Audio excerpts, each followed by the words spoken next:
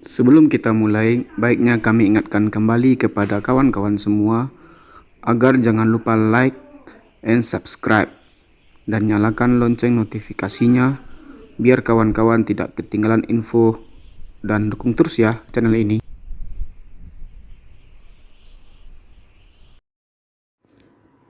Sejak dari bangku sekolah dasar kita direcoki dengan teori kedatangan Islam dari Gujarat.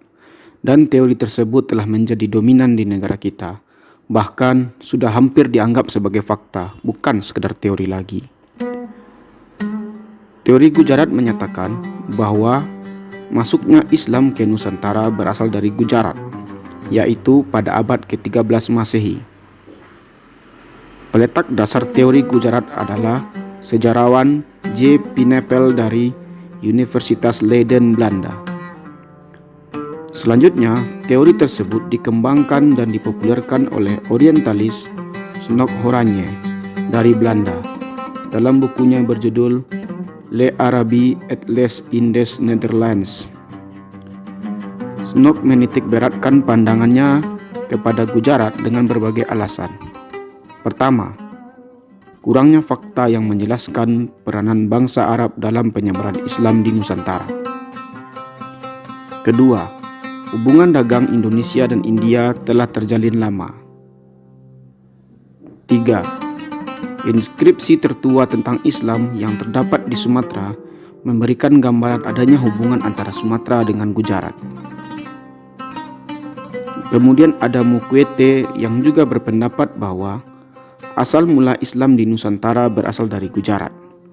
Ia mendasarkan pendapatnya pada peninggalan artefak berupa batu nisan yang memiliki bentuk yang sama dengan batu nisan yang ada di Cambai, Gujarat, India.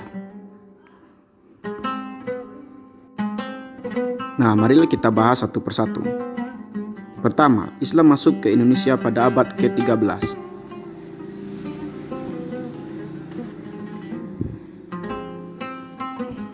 Berita Cina, dinasti Tang, catatan kuno dari Cina menuturkan telah ditemuinya daerah hunian pedagang Arab Islam di pantai barat Sumatera pada abad ke-7 Masehi. Nah, salah satu bukti keberadaan Islam abad ke-7 Masehi ini adalah ditemukannya makam Syekh Rukunuddin yang wafat tertanggal 672 Masehi atau 48 Hijriah. Makam tersebut terdapat di kompleks makam Mahligai di Barus, Sumatera Utara. Selanjutnya, terdapat bukti arkeologi yang menunjukkan inskripsi konogram 475 Hijriah atau 1802 Masehi. Inskripsi tersebut merupakan makam dari Fatimah binti Maimun bin Ibatalah yang lahir pada tahun 1064 di Gresik.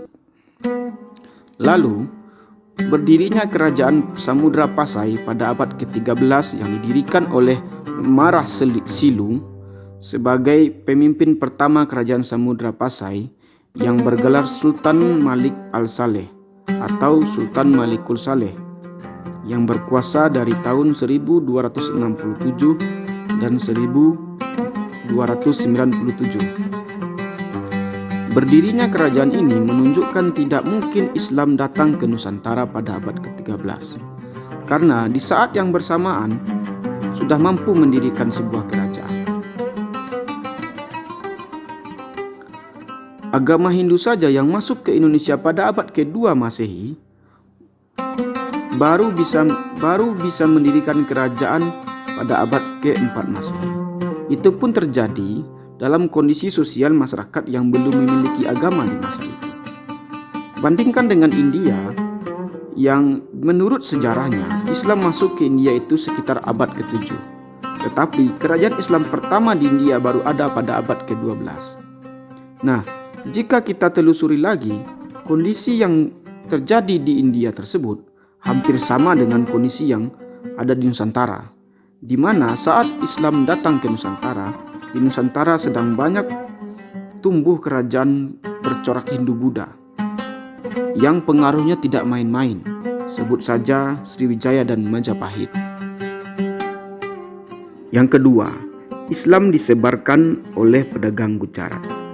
Sebelum kita membahas Islam disebarkan, kenapa pedagang Gujarat bisa menyebarkan Islam ke Indonesia, baiknya kita perlu tahu dulu situasi dan gambaran Gujarat secara umum. Gujarat merupakan salah satu negara bagian yang ada di India. Dan Gujarat merupakan daerah dengan mayoritas penduduknya beragama Hindu. Pada abad ke-6, Gujarat sudah menjadi sebuah kerajaan Hindu di bawah dinasti Gupta. Setelah dinasti Gupta runtuh, Gujarat diperintah oleh dinasti Maitraka. Saya ulangi, dinasti Maitraka dari abad ke-6 sampai abad ke-8. Lalu dari abad ke-8 sampai abad ke-10, Gujarat dikuasai oleh Kekaisaran Gurjara Pratihar. Selanjutnya, setelah beberapa periode, setelah abad ke-10, beberapa periode setelah itu, Gujarat berada di bawah kendali Kekaisaran Rashtrakuta dan Kekaisaran Pala. Lalu, selama tahun 960 Masehi sampai dengan 1243 Masehi, Gujarat dikuasai oleh dinasti Chaukluya.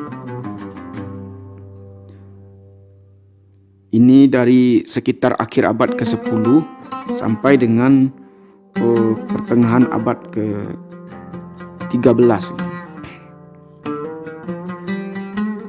Lalu di tahun 1243 sampai dengan tahun 1292, Gujarat dikuasai oleh dinasti Vaghela. Nah, dinasti Vaghela ini merupakan dinasti Hindu terakhir di Gujarat hingga tahun 1320 Gujarat diperintah oleh Kesultanan Delhi.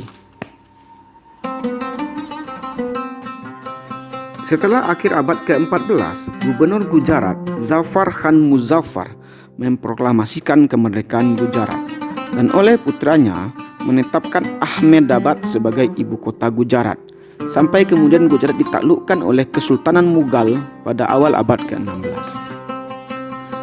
Nah, dari sejarah tersebut dapat kita tarik kesimpulan bahwa selama abad ke-13 Gujarat merupakan kerajaan Hindu. Dan baru di akhir abad ke-13 Gujarat berada dalam wilayah pengaruh kerajaan Islam, yaitu kerajaan Kesultanan Delhi. Karena Gujarat merupakan pelabuhan dagang tersibuk yang disinggahi berbagai bangsa, bukan berarti pedagang yang singgah ke Indonesia merupakan pedagang Gujarat. Sebab dari dokumen sejarah manapun tidak pernah dijelaskan hubungan dagang antara Nusantara dengan India itu dengan kerajaan mana saja.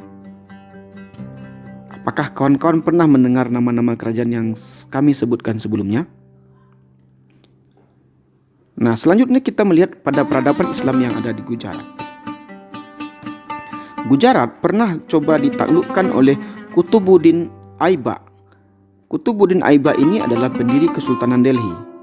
Dia pernah berusaha untuk mencaplok Gujarat pada tahun 1197, tetapi gagal. Dan pada tahun tersebut beliau menemukan adanya komunitas Muslim di Gujarat yang terdiri dari orang-orang Arab. Artinya, sebelum Gujarat dikuasai oleh Kesultanan Delhi, praktis umat Islam di Gujarat itu hanya sekumpulan kecil, dan itu pun orang Arab, dan itu pun para pendatang dan sekumpulan pedagang. Sedangkan mayoritas umat yang ada di sana adalah masyarakat Hindu. Nah, salah satu bukti peradaban Islam yang ada di Gujarat adalah adanya Masjid Jamak Cambai di kota Cambai, kota pelabuhan termasyhur di Gujarat yang ditaklukkan oleh Sultan Alauddin Khalji pada tahun 1304. Dan masjid tersebut dibangun pada tahun 1325 oleh Umar bin Ahmad Al-Khazaruni, seorang pengusaha. Masjid tersebut memperlihatkan gaya bangunan khas Delhi pada dinasti Khalji. Kesultanan Delhi memiliki 5 dinasti yang berbeda-beda yang berkuasa dari tahun 1206 sampai 1526. Kelima dinasti tersebut memiliki ciri khas arsitektur sendiri-sendiri. Nah, struktur bangunan ini menandai awal desain arsitektur khas Gujarat. 3. Kurangnya fakta peranan bangsa Arab dalam penyebaran Islam. Perlu diketahui bahwa pedagang Arab sudah terlebih dahulu mengenal Nusantara. Bukti tersebut dapat kita lihat pada penjelasan sebelumnya, karena telah ada perkampungan Arab Muslim di daerah Barus. Selanjutnya, dalam karya seorang periwayat handal yaitu Ibnu As-Sakir, ditunjukkan bahwa bangsa Arab telah pernah melakukan kontak dengan Nusantara. Salah satu buktinya adanya korespondensi antara kerajaan Sriwijaya dengan kekhalifan dinasti Umayyah. Dalam buku Islam in China yang ditulis oleh Zin A. Berli menyebutkan bahwa banyaknya orang-orang Cina Muslim yang bermigrasi ke Asia Tenggara, terutama ke wilayah Nusantara. Kebanyakan mereka mendiami daerah Sumatera bagian selatan pada tahun 879 Masehi atau abad ke-9. Yang disebabkan oleh masuknya agama Islam ke Cina pada dinasti Tang, merupakan sebuah dinasti yang berkuasa dari tahun 618 sampai 905 Masehi, di mana agama Islam masuk ke Cina dibawa oleh panglima Muslim yang bernama Sa'ad bin Abi Waqqas, yang hidup di masa kekhalifan Utsman bin Affan. Yang keempat, terdapat batu nisan yang mirip dengan batu nisan yang ada di Gujarat. Memang benar, batu nisan makam Malik Maulana Ibrahim yang ada di Gresik dan makam Sultan Malikul Saleh di Aceh memiliki kemiripan dengan batu nisan dengan makam-makam yang ada di Gujarat. Salah satunya makam marmer berukir yang paling tua yang ditemukan di Masjid Jamak Cambai, yaitu makam Umar bin Ahmad Al-Kazaruni yang dimakamkan pada tahun 1333. Tetapi, sekali lagi, jelas sekali bahwa secara logika, kemiripan batu tersebut tidak bisa kita jadikan dasar untuk menyatakan bahwa Islam yang ada di Indonesia sama berasal dari Gujarat sana. Sebagaimana di pemaparan yang disampaikan tadi bahwa peledak dasar struktur arsitektur Gujarat adalah Kesultanan Delhi. Sebelum itu, Gujarat masih merupakan wilayah kerajaan Hindu selama berabad-abad dan baru terdapat satu perkampungan Muslim Arab di sana. Satu hal yang dapat dipahami bahwa Gujarat selama berabad-abad lamanya merupakan sebuah pelabuhan dagang yang sibuk, sehingga berbagai bangsa datang ke sana. Nah, karena Gujarat merupakan pelabuhan dagang, bukan tidak mungkin batu nisan yang datang tersebut merupakan barang yang diperjualbelikan.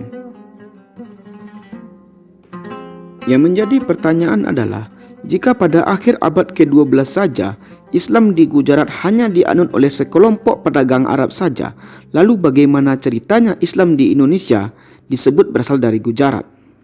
Jika memang Islam di Nusantara ini berasal dari India, kenapa tidak disebut Islam di Indonesia ini berasal dari daerah Kerala?